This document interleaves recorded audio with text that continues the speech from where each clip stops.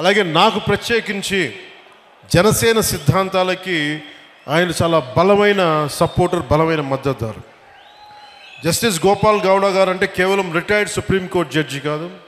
ఆయన నేటికి ఏ పాలకుల్లో ఏ తప్పులు ఉన్నా కానీ రాజ్యాంగ ఉల్లంఘనలపై నిర్భయంగా గళమెత్తుతున్న ఒక నిత్య పోరాట యోధులు. ఆయన జనసేన సిద్ధాంతాలను, విలువలను ఎంతో గౌరవిస్తారు. చాలా పరిస్థితుల్లో మేము చేసిన పోరాటాల్లో ఆయన పాలు పంచుకున్నారు. భూసేకరణ చట్టంపై కావచ్చు, నల్లమల యురేనియం తవ్వకాలు కావచ్చు, అలాంటి సమావేశాలు ఆయన ఇచ్చిన దిశానిర్దేశం మా పోరాటానికి బలం. గత ప్రభుత్వాలు ఉన్నప్పుడు రాజధానుల ఆలోచనపై న్యాయపరమైన అంశాలను చాలా నిర్మోహమాటంగా, నిక్కచ్చిగా చెప్పారు. ఆయన ధైర్యం, ఆయన నిబద్ధత, ఆయన విలువలతో కూడిన రాజకీయం, ఇవన్నీ జనసేన లక్ష్యాలు. యువ న్యాయవాదులకు, ప్రజానాయకత్వానికి, రాజ్యాంగాన్ని కాపాడాల్సిన అవసరాన్ని ఆయన నిరంతరం గుర్తు చేస్తారు. జస్టిస్ గోపాల గౌడ గారికి నాకు కామనాలిటీ ఏంటంటే యువత, మహిళలు, రైతు, కర్షకులు, అలాగే పర్యావరణం.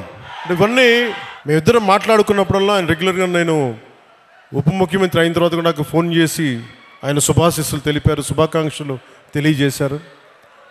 ఇలాంటి మహానుభావుల పరిచయం, ఇలాంటి మహోన్నతమైన వ్యక్తుల పరిచయం జనసేనకి చాలా అండ. నాకేం అవసరం లేదు, మన భవిష్యత్తు కోసం, మన బిడ్డల భవిష్యత్తు కోసం, మీ తరాల భవిష్యత్తు కోసం. సినిమాల్లో పీక్ సక్సెస్లో ఉన్నప్పుడు, ఖుషీ తర్వాత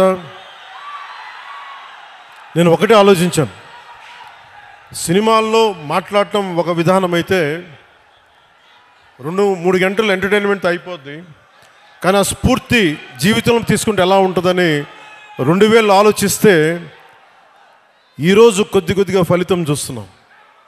ఆ ఫలితం, ఆ థాట్ వెనక, ఆలోచన వెనక ముఖ్య ఉద్దేశం భారతదేశంలోని యువతకి, మన దక్షిణ భారతంలోని యువతకి మనం ఎంత నిలబడగలం, ఆ ఒక్క ఆలోచనే నన్ను రాజకీయాల్లోకి పట్టుకొచ్చింది.